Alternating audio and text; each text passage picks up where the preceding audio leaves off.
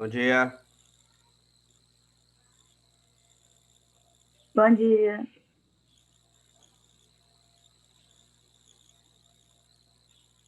Ei, Vivian, bom dia. Bom dia. Bom dia.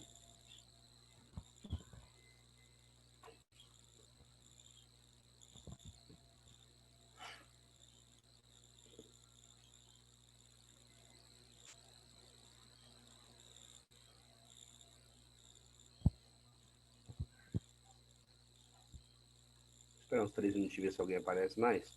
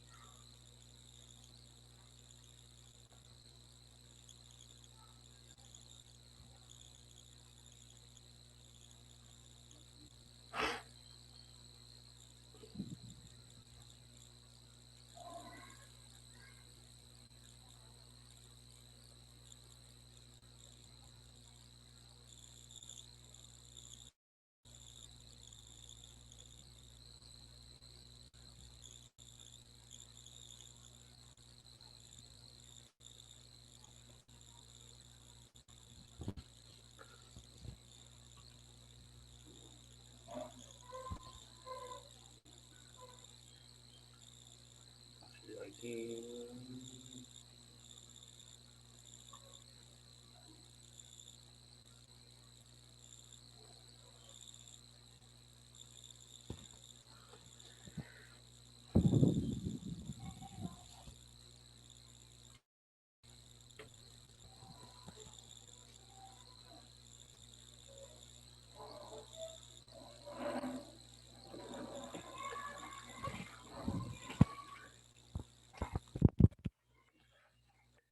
Três. Então, vamos trabalhar a América Latina e a África, que foi o que a gente viu nas 2 semanas passadas aí, né? Sobre os aspectos políticos, organizações políticas, aspectos econômicos, a influência nos aspectos econômicos, sobretudo na África, né? Prof, Oi. licença, você poderia mandar os words lá para o grupo? O meu medo é de você não ter me pedido isso, porque o da semana passada eu perdi. De alguma forma, eu salvei e perdi. Mas Não, é só pegar no YouTube. beleza, desculpa. Eu tentei baixar aqui, não consegui para mandar. Eu acho que eu fiz alguma coisa errada e não salvei. Então vamos lá. Então, questões sobre a África e a América Latina. Tá. Então vamos lá, galera. México, Colômbia, Peru e Chile decidiu seguir um caminho mais curto para a integração regional. Os 4 países, em meados de 2012, criaram a Aliança do Pacífico e eliminaram em 2013 as tarifas aduaneiras de 90% do total de produtos comercializados entre as fronteiras. O acordo descrito no texto teve como objetivo econômico para os países membros. Então vamos lá, a gente está falando de uma circulação de mercadorias. Então, promover a livre circulação de trabalhadores, não. Eles não tiveram esse objetivo, já que era uma aliança estritamente econômica, né, de circulação de mercadorias. Tá, não. Acho que foi a Natália que marcou? Ou foi a Vivian? Fui eu. Não, vou te explicar, vamos lá. Fomentar a competitividade no mercado externo, vou explicar as outras. Restringir, eu acho que vou marcar logo, essa aqui.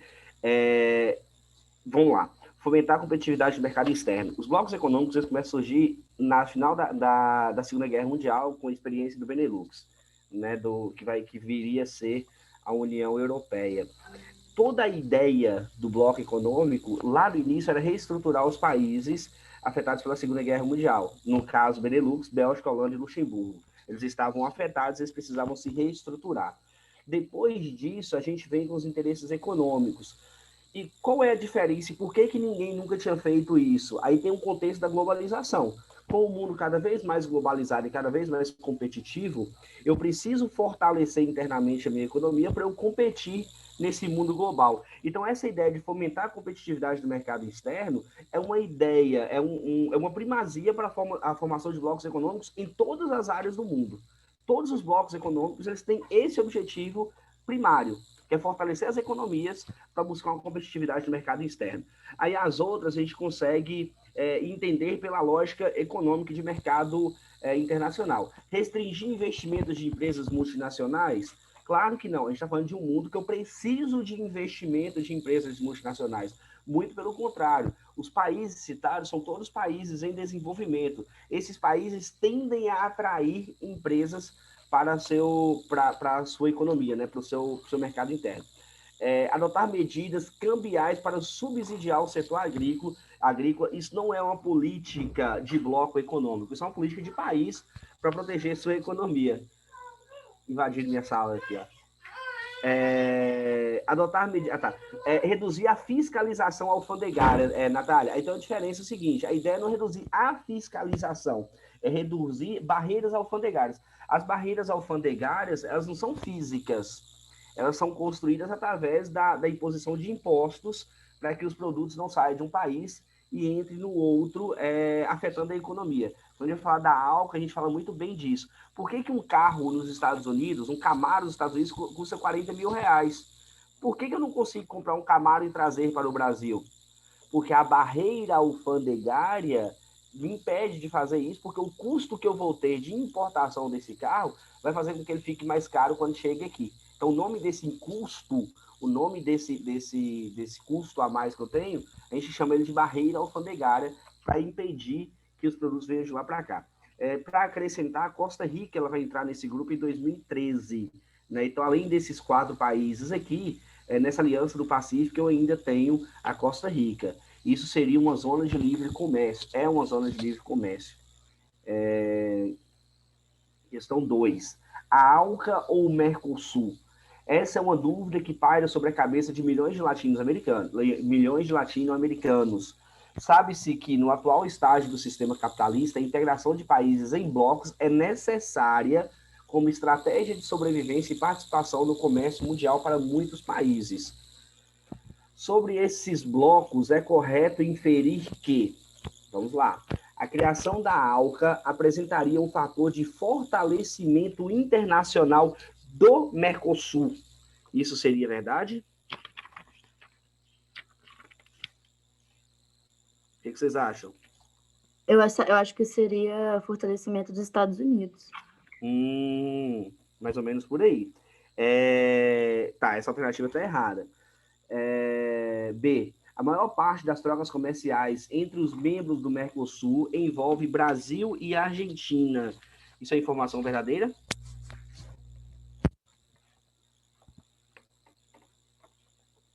Tá. Para muitos países, como o Chile, o Peru e o México, a consolidação da ALCA seria apenas um passo para a formação da Unasul. O que vocês acham? Acho que não. Por quê? Não sei. Eu não sei o que é Unasul, só sei que é ALCA. A Unasul nós estudamos na aula passada, hein? A Unasul ela não tem objetivos econômicos, ela tem um objetivo de integração da América do Sul. Então não é. As recentes relações comerciais do Brasil com a África e a China foram fatores importantes para a atual estagnação do Mercosul. Seria verdade? Tá. Com a atual integração promovida pela ALCA, que passou a existir em 1992, os Estados Unidos deverão... Estados Unidos deverão, tá na minha frente, deverão retirar todas as barreiras protecionistas. Isso é verdade? Por quê, Vivian? O que você acha? Eu acho que é certo. Por que a E está errada? Por causa que a ALCA não foi só um projeto. Exatamente, ela não existiu, ela não existe. Ela foi só um projeto proposto pelos Estados Unidos. A letra certa é a letra B. Muito simples, assim. Eu ia acertar parece por causa fácil de demais. exclusão. Oi? Eu ia acertar por causa de exclusão mesmo, entendeu? Mas, assim, as principais economias da América Latina, da América do Sul, no caso, do Mercosul, Brasil e Argentina, né? As quatro principais economias da América do Sul são os países do Mercosul. Da América Latina, aí você tem que relativizar com o México, né? Mas da América do Sul são os quatro países do Mercosul. Muito bem, então por exclusão também a gente vai para a letra B. Outra questão aí sobre o Mercosul ainda. O Mercosul cria problemas para negociação entre Brasil e União Europeia. Isso é um textozinho bom de trabalhar. Por quê? Vamos lá, de acordo com especialistas, se o Brasil quiser firmar um acordo comercial com a União Europeia, terá de se desvencilhar de cláusulas que obrigam a negociar em conjunto com outros países do Mercosul. Isso é uma característica de união aduaneira. As mesmas tarifas de importação e exportação valem para todos os países do grupo, porque a gente tem um caráter de união aduaneira em alguns produtos. A ligação com o bloco impede o acerto graças a políticas protecionistas. Políticas protecionistas está relacionado à proteção da minha economia. Eu faço isso para eu tentar minimizar os impactos da competitividade internacional. Isso é um mecanismo que todos os países do mundo usam, principalmente os desenvolvidos. Não é coisa de país pobre só, não. Entre os setores mais prejudicados estão o agronegócio, que sofre com as elevadas taxas de exportação impostas para o Mercosul. Ou seja, a minha soja, a soja no Brasil, ela fica mais cara por conta das taxas de impostos do Mercosul. E a indústria já que o setor depende de vendas externas para se manter. Eu fatiei o texto que ficou difícil, né? Com as elevadas taxas de exportação impostas pelo Mercosul e a indústria, já que o setor depende de vendas externas para se manter. O impasse nas negociações entre o Brasil e a União Europeia ilustra uma das contradições presentes no Mercosul. As regras vigentes nesse bloco econômico criam contradições por quê? Vamos lá, por que é contraditório? Aumenta a autonomia política dos membros, mas geram dificuldades para o livre comércio entre eles? O livre comércio entre eles o livre comércio ele é facilitado, né, entre os países membros. Letra B. Dificultam a exportação de produtos agropecuários para a União Europeia, mas simplificam o intercâmbio de artigos industrializados. A primeira parte está certa, a segunda está errada, porque também dificulta a comercialização de artigos industrializados. Letra C. Incentivam o comércio entre os seus membros e os Estados Unidos, mas impedem as negociações com a União Europeia. A palavra impedir faz com que fique incorreto. E nem por isso facilita também o comércio com os Estados Unidos. D. Reduzem as barreiras alfandegárias entre os seus membros, isso está certo, mas dificulta as relações com os países fora do bloco. Isso também está certo. Muito bem. A letra D. A letra E permite a livre circulação de pessoas e serviços. Isso está certo, mas não amplia a circulação de mercadorias. Isso está errado, porque também amplia a circulação de mercadorias. A ideia do Mercosul é se virar uma zona de livre comércio, um mercado comum. A única diferença que deveríamos ter para a União Europeia era o fato da gente não adotar uma única moeda, mas deveríamos ter os 4 pilares de circulação, coisa que a gente não tem. Eu ia falar questão nova, porque eu peguei as questões propostas no material do site. Oi. Então, a Argentina e o Brasil formam a maior parte das relações comerciais do Mercosul? Do Mercosul, sim, com certeza. É o principal polo industrial do Mercosul. Você pode lembrar de São Paulo e Buenos Aires, que são as duas cidades, os dois polos principais aí também. Muito bem. Ao final da Segunda Guerra Mundial, a América Latina passou por um rápido processo de crescimento econômico que, letra A, teve como base de sustentação a substituição de importações. Vocês têm que lembrar o que é industrialização por substituição de importação. É uma plataforma, é um modelo de industrialização diferente da industrialização para atender o mercado externo. Né? Você, por consequência, vai ter indústrias menos desenvolvidas. Os países que mais vão se desenvolver são os países que têm uma indústria para atender o mercado externo. Japão, Estados Unidos, a Europa. No entanto, a partir da década de 70, um dos fatores que levaram a reduzir o ritmo de crescimento do continente foi o surgimento dos tigres asiáticos.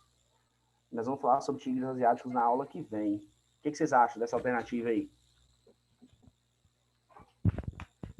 Tá bonitinha?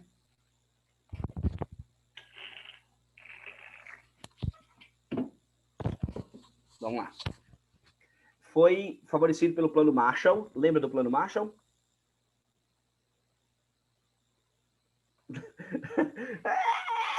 Mais ou menos. O Plano Marshall, ele foi um plano de reestruturação da Europa no pós-Segunda Guerra Mundial. Foi as ajudas financeiras que os Estados Unidos, ajudas financeiras, um apoio político, tal. Na verdade, sim, apoio político não. As ajudas financeiras que os Estados Unidos vai dar para os países que eram apoiados politicamente da Europa Ocidental. Né? Lembra da bipolarização pós-Segunda Guerra Mundial? O lado ocidental, os Estados Unidos ajudavam, e esse plano de ajuda foi chamado de Plano Marshall. Então, a gente não teve esse subsídio, não. Foi sustentado, letra C, foi sustentado pelos Estados Unidos no contexto da Guerra Fria. No entanto, a partir da década de 90, a Europa Central, formada por países em transição do socialismo para o capitalismo, passou a ser priorizado. Na verdade, a gente nunca foi sustentado pelos Estados Unidos. Os Estados Unidos nunca sustentou nenhum país, eles sempre apoiaram, sempre contribuíram para o desenvolvimento. Aqui na América teve isso, teve apoios financeiros, na Europa, no Japão, mas sustentar, igual a União Soviética fazia com Cuba, a gente não teve. Por que a União Soviética fazia isso com Cuba? Era uma estratégia política, e como que eles faziam? Eles compravam o principal produto de Cuba, que era o açúcar, a preços altíssimos, maiores que o mercado internacional pagava. No Brasil, a gente não teve essa prática, não.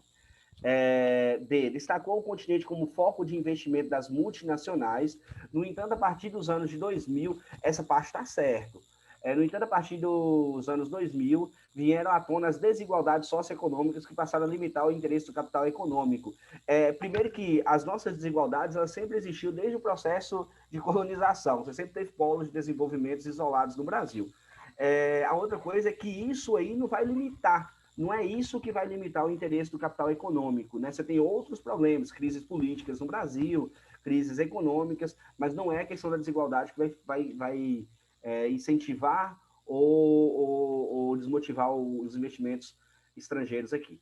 Letra E, impulsionou as transformações socioeconômicas do continente. No entanto, a partir de 1980, inúmeras crises políticas e de energia reduziram a perspectiva de o continente tornar-se desenvolvido como a Europa. Na verdade, a nossa perspectiva de tornarmos países desenvolvidos, ela não foi diminuída, apesar das nossas crises políticas, porque a gente tem vários fatores de potencialidades aqui. A alternativa certa nossa é a letra A, né? Você vai ter novos polos de desenvolvimento industrial lá no Sudeste Asiático, nos países que a gente chama de tigres asiáticos. A gente vai estudar sobre eles na semana que vem. Para terminar, sobre a América Latina, sobre as FARC, né, Forças Armadas Revolucionárias da Colômbia, enviaram nessa quinta-feira, de 11, uma mensagem ao técnico da seleção de futebol da Colômbia, José Parkerman, e aos jogadores para desejar sucesso e glória em 2014.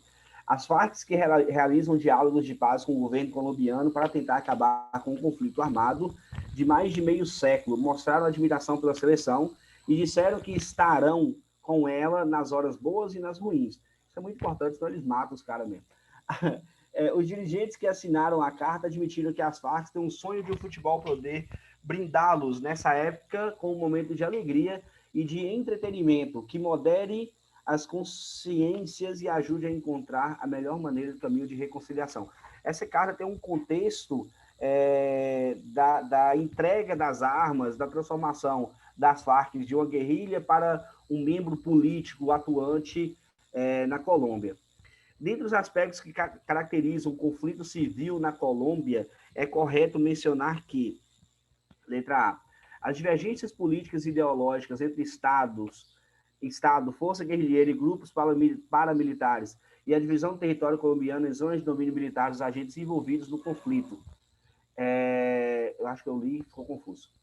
Dentre os aspectos que caracterizam o conflito civil na Colômbia, é correto mencionar que as divergências políticas e ideológicas entre Estados, forças guerrilheiras e grupos paramilitares e a divisão do território colombiano em zonas de domínio militar dos agentes envolvidos no conflito.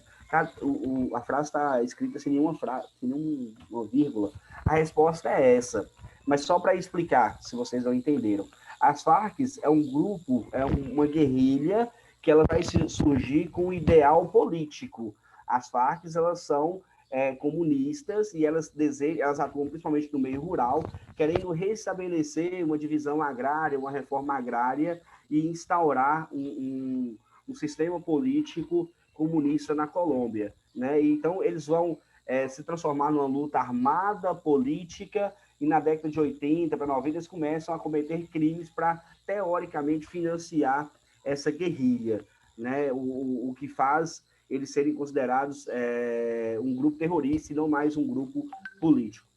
Só para ler as outras, a união política e ideológica entre estados, forças guerrilheiras e grupos paramilitares e a divisão do território colombiano em zona de domínio militar dos agentes envolvidos no conflito. A gente não tem união política, né? A gente tem uma divergência política.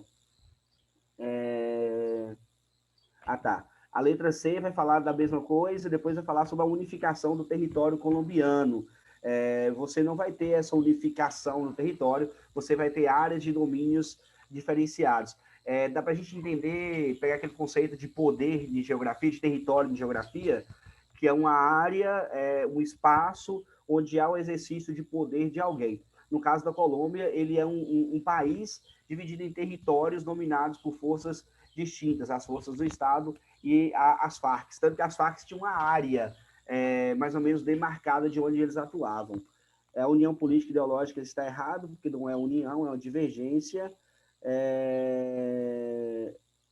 Depois aqui, as divergências políticas e ideológicas do Estado, na última, forças guerrilheiras e grupos paramilitares e a unificação do território colombiano sob o domínio militar das forças guerrilheiras.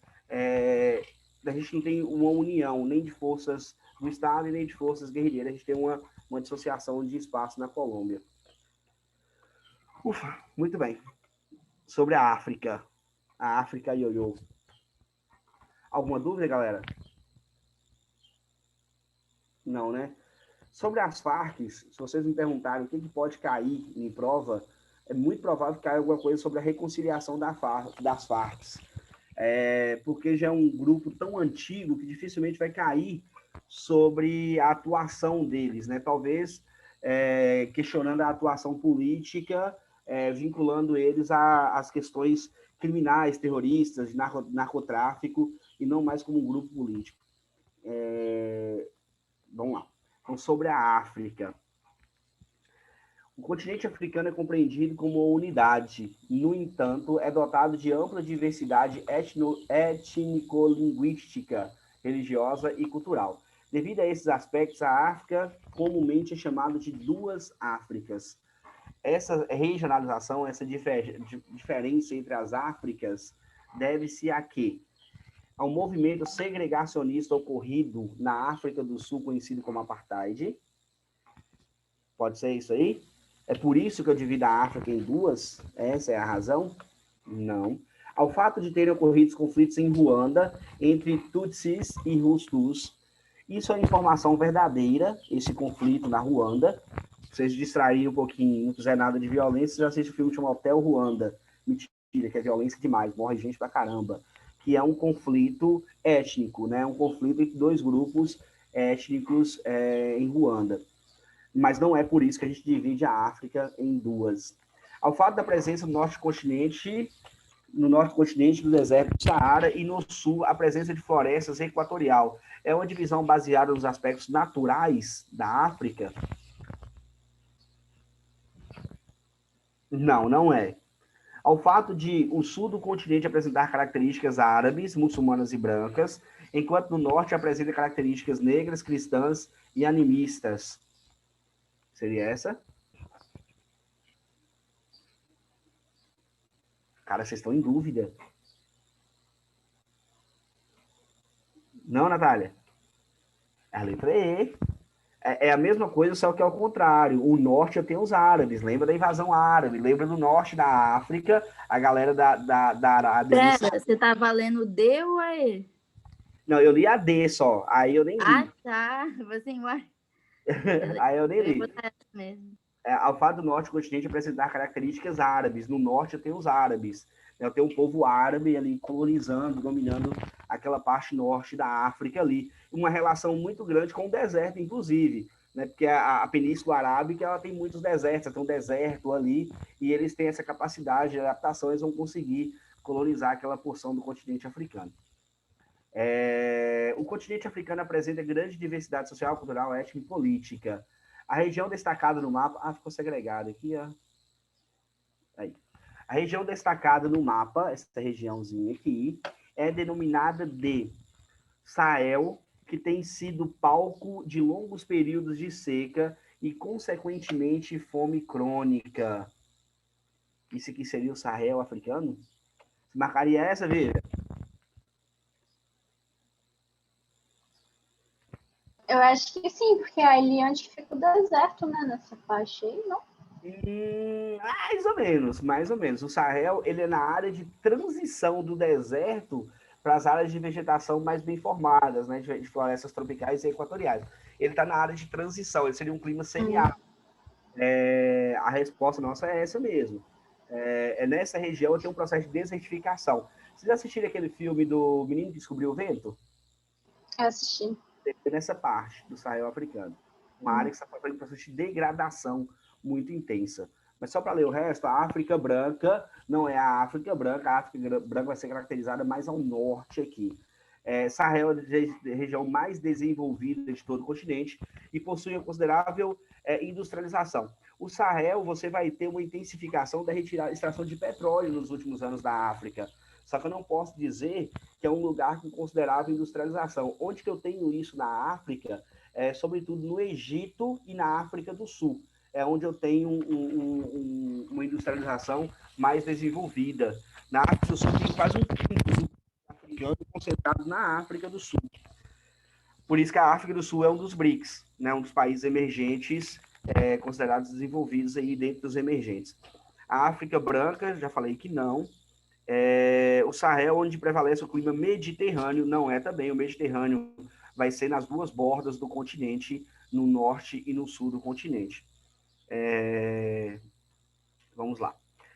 A África libertou-se do jugo colonial, mas ainda não conseguiu se reerguer estados nacionais verdadeiros. Esse é o desafio político que as sociedades africanas enfrentam atualmente. Sua superação é condição indispensável para a estabilidade política e o desenvolvimento econômico.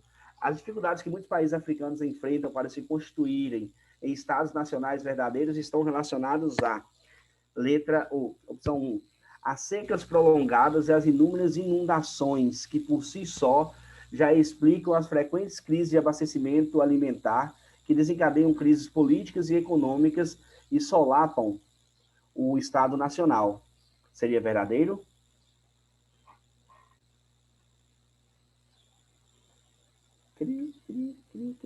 Eu tenho seca, eu tenho algumas áreas com atividades pluviométricas mais elevadas na parte equatorial do continente africano, só que não é isso que explica a condição de miserabilidade que vai gerar as crises políticas na África. Eu tenho fatores históricos que é muito mais relevantes. Isso não é coitadismo com relação a essas áreas áridas, galera. Isso é para vocês refletirem. Eu tenho países no mundo que sofrem com as mesmas limitações naturais. Eu tenho a Arábia Saudita, eu tenho Israel, eu tenho vários países no mundo que sofrem com essas limitações naturais que não têm o problema de miséria que a África tem. Então, é muito mais uma questão de desenvolvimento econômico do que necessariamente de clima, tal qual o semiárido nordestino. Né? As pessoas do Nordeste eles não passam fome né, porque é seco, porque você tem técnica, tem tecnologia, tem recurso que dá para minimizar esses impactos naturais. Né?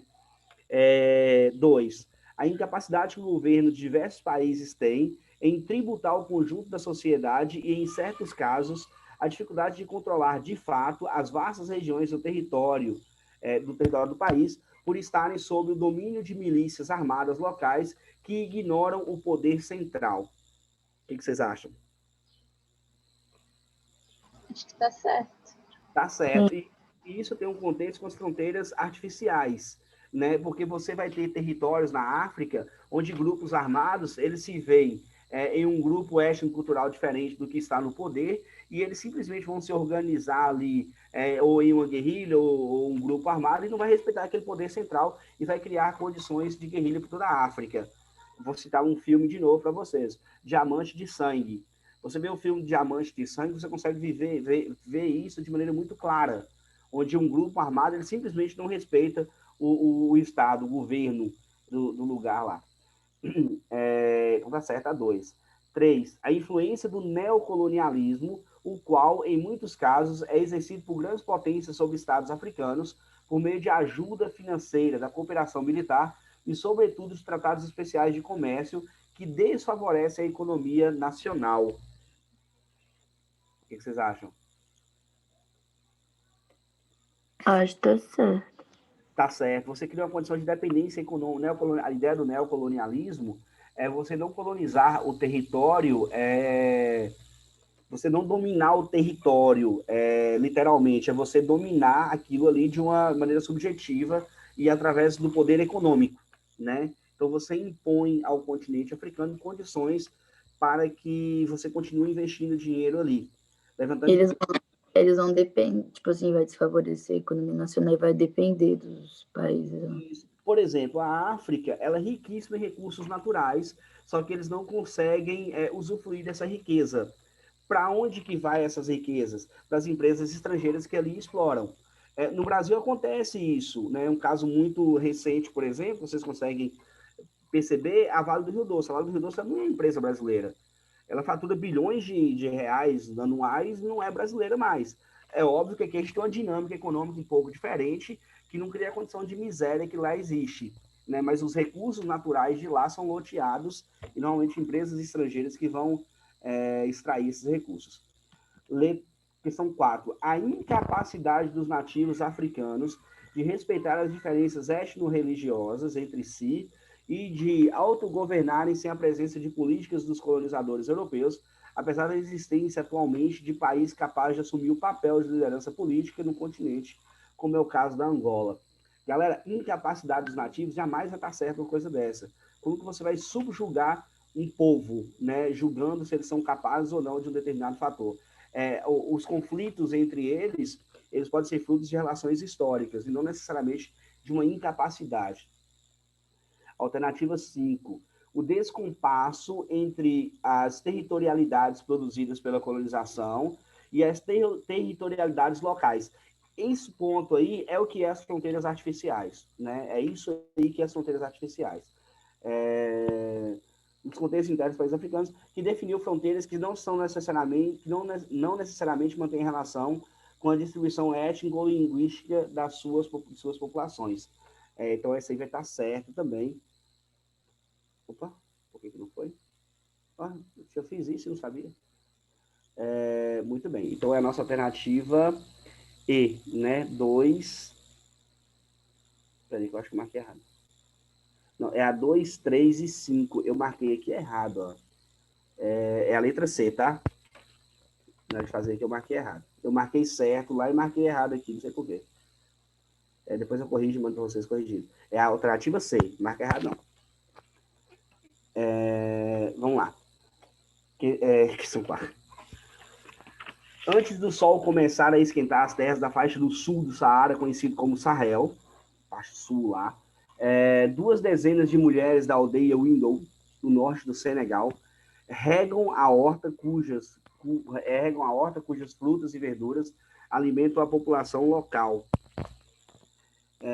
2 dezenas de mulheres de aldeia é um pequeno terreno que, visto do céu, forma uma mancha verde, um dos principais pedaços da Grande Muralha Verde, barreira vegetal, que se estende por 7.000 quilômetros do Senegal a Djibouti e é parte de um plano conjunto de 20 países africanos. É uma faixa no sentido leste-oeste, né, que vai do Senegal a Djibouti. Djibouti lá no chifre da África.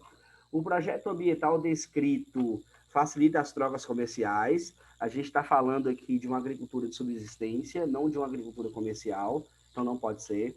Soluciona os conflitos fundiários, não necessariamente. A gente vai ter vários vários problemas em relação às questões fundiárias, restringe a diversidade biológica, se não é comercial, uma agricultura comercial, ela não vai ter um problema de adaptação ao meio natural.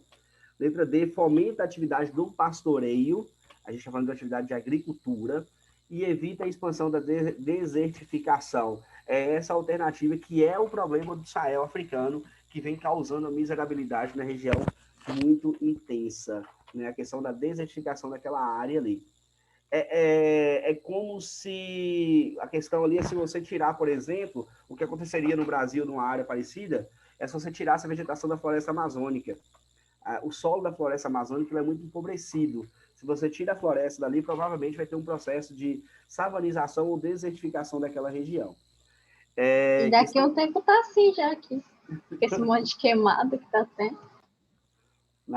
Você está sendo pessimista. Vai melhorar. As coisas vão melhorar. Vai melhorar muito. Além de apresentar uma multiplicidade de culturas e etnias, o continente africano exibe também significativos contrastes naturais e socioeconômicos. Sobre as características que marcaram e que marcam o continente africano, é correto afirmar que, letra A, o continente africano caracteriza-se por um relevo predominantemente sedimentar no norte e por maciços cristalinos no sul, além de apresentar um conjunto retilíneo de seu litoral, facilitando a ocorrência de portos marítimos. Tá certo, galera? Tá errado, tá bom, tá errado. Eu não tenho um relevo de predominância sedimentar, eu tenho um relevo predominante de áreas de planaltos, né? Eu tenho vários planaltos no continente africano. A partir dos primeiros anos do século XXI, a África passou a receber investimentos das crescentes economias asiáticas, especialmente da chinesa, que apostou principalmente nos recursos minerais e energéticos africanos. O que vocês acham disso aí? Não, acho que as duas foram colonizadas ao mesmo tempo, né? Tá. Ah, não, 21. É 21, né? É agora. Ah, não. É mentira. É ou não é? Não, né? Não, é porque eu ia falar assim que a Ásia estava sendo colonizada, só que no século XXI, então não estava, não. Não, mas aqui é o contrário. A partir dos primeiros anos do século XXI, a África passou a receber investimentos da crescente economia asiática, ou seja, a Ásia está investindo na África. Sim, eu não tinha visto a data, não, agora eu tô vendo. Peraí, então.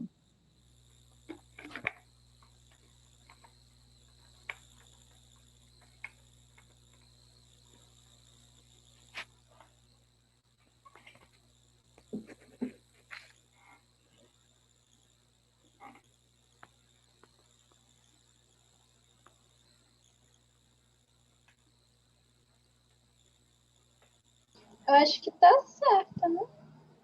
Eu fui excluindo as outras e as outras tudo errado. Porque, tipo... Tá. Vocês já estão ouvindo as outras? Pode falar, Vivian, vai. Não, é porque, tipo, tá falando ali depois no final, tipo, meio que eles investiram para poder extrair os recursos, né? Aham. Vamos por exclusão nas outras? A porção meridional é o quê? Norte ou sul? Norte. Meridional? É. Anota na testa. Meridional é sul. Norte meridional é sul. Norte é setentrional. E subsaariana, né? Sul. Mas meridional é sul. Setentrional é norte. Então vamos lá. A porção meridional na África é um conjunto de países com características históricas e culturais que refletem a religião islâmica. Isso está errado. É a porção norte. O processo de urbanização da África só está acontecendo no século XXI de forma ordenada, mais lenta, pois só em 2015 o continente atingiu o equilíbrio numérico entre população urbana e população rural. O fenômeno de urbanização nos países pobres, eles vem acontecendo desde o final da Segunda Guerra Mundial na maioria dos países. E assim, o que deixa totalmente errado é falar que a urbanização acontece de forma ordenada. Em nenhum país pobre do mundo isso acontece, uma urbanização de maneira ordenada, né? Ainda mais no continente, né? Não estou falando que a África é um continente, é um país, mas é um continente com muitos países pobres. A região de mais altas latitudes é marcada por clima equatorial e escassez de chuva, além das extensas florestas preservadas. Já está errado por si só, né? Porque se é uma alta latitude, não pode ser clima equatorial, porque a alta latitude é quando eu afasto da região do Equador, né? Então, já por si só, já está errado, mesmo se não fosse referindo à África. A resposta é a letra B, vocês falaram, por exclusão. Só um detalhe é o seguinte, lembra do processo de neocolonialismo que a gente falou na questão anterior, no slide anterior? A mesma coisa que a China faz. A China é um país que vai crescer muito depois das reformas chinesas. A gente vai falar na próxima aula. E eles vão depender muito de energia. Lembra que a gente falou sobre fonte de energia? Fonte de energia é diferente de energia elétrica. As matrizes energéticas, as usinas hidrelétricas, as fontes de carvão mineral, a China vai depender muito disso para sustentar o seu desenvolvimento. O que eles vão fazer? Eles vão sair pelo mundo afora, nos países subdesenvolvidos, investindo nisso. No Brasil, por exemplo, tem muitas indústrias, usinas de energia fotovoltaicas da China. Por quê? Eles produzem energia aqui, vendem energia aqui no Brasil e revestem esse investimento para lá. Eles conseguem ganhar dinheiro aqui com essa matriz energética, dominar essa matriz energética aqui, e pega esse dinheiro, ganha e investe no país deles lá. É uma estratégia da China, sim, no século XXI, sair colonizando de maneira econômica países subdesenvolvidos. Isso pode ser cobrado de vocês. Eu acho que tem só mais uma. Oi. Então, a África do Norte, ela é mediterrânea ou setentrional? E a do Sul subsaariana ou meridional? Mas vamos lá. O Mediterrâneo é o clima mediterrâneo. Olha a confusão na cabeça. Tem clima mediterrâneo lá no sul da África. Ai, meu Deus. Nath. Não, esse negócio de África, eu sempre, tipo assim, buguei, entendeu? Vamos lá. Eu não sabia que era no sul já. Vamos lá. Clima mediterrâneo é um tipo de clima. Eu tenho lá no norte da África, eu tenho no sul da África. É um tipo de clima. África subsaariana, você já entendeu bem, que é no sul da África. Sub é abaixo, né? Subsaariana é abaixo do deserto do Saara. Pronto. É onde tem as maiores diversidades, pá. A África do Norte, a África Islâmica, a África Branca. Lembra do Egito, lembra de Marrocos, a galera islâmica, muçulmana na África do Norte. O termo setentrional, para qualquer lugar que você for falar, ele está relacionado ao norte. Por exemplo, a parte setentrional da América vai ser o Canadá.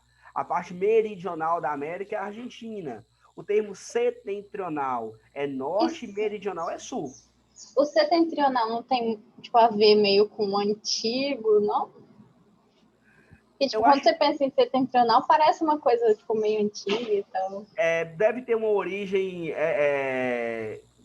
como é que é o nome que dá da palavra, né? Alguma relação da palavra em si, algum latim, algum grego, algum não sei o quê, da palavra em si, para trazer essa referência de ponto cardial. O meridional e setentrional, ele está relacionado ao ponto cardial em si.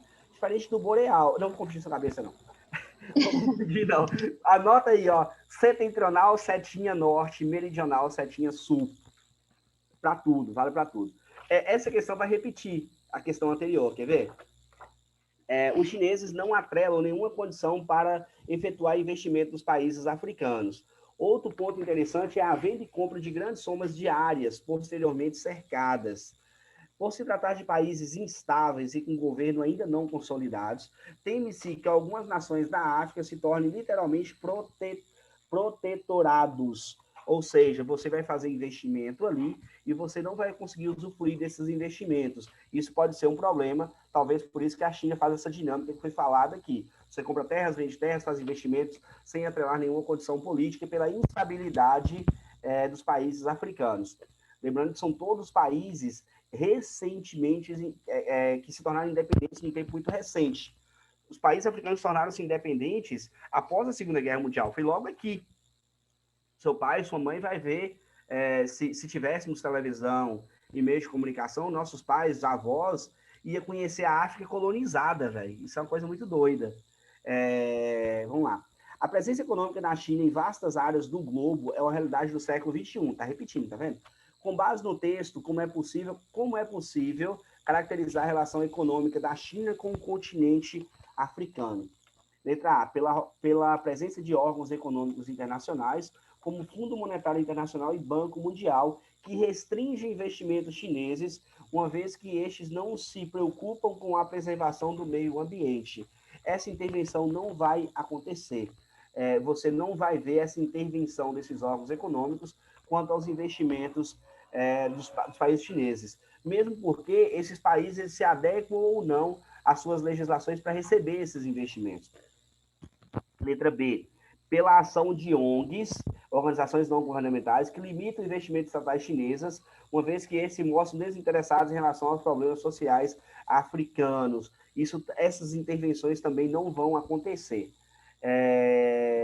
Pela aliança com capitais e investimentos diretos realizados pelos países ocidentais, promovendo o crescimento econômico de algumas regiões desse continente. Peraí que eu me perdi todo aqui. Pela aliança com os capitais e investimentos diretos realizados pelos países. Desculpa. Os investimentos falados no texto em si, no pré-texto já te mostra isso. Ele não se relaciona com os governos em si, eles se relacionam com o comércio, com a atividade econômica, com os agentes econômicos e não necessariamente com o governo, já que existe uma instabilidade de governo. Então, esses investimentos chineses no Brasil, por exemplo, eles não vão estar associados ao governo. São empresas privadas que vêm aqui, compram áreas, usufruem de algumas legislações, mas não necessariamente está vinculado ao governo. Pela presença cada vez maior de investimentos diretos, o que pode apresentar uma ameaça à soberania dos países africanos ou a manipulação das ações desses governos em favor de grandes projetos. Essa é a resposta. Qual é a diferença? A diferença é que eu tenho uma mega empresa da China e quero vir para o Brasil. Eu não dependo do governo, eu dependo do meu interesse econômico de vir para cá. A partir do momento que eu desenvolvo esse interesse dessa empresa chinesa e coloco aqui no Brasil, eu posso tentar manipular os governos ao meu interesse. Percebe a diferença? A relação ela vem depois da implantação, não vem antes. Eu não me relaciono com o governo antes de eu atuar no país. Eu indico para vocês... Oi. É só a China que não se relaciona ou isso é comum a todos? Não, isso é comum ao século XXI.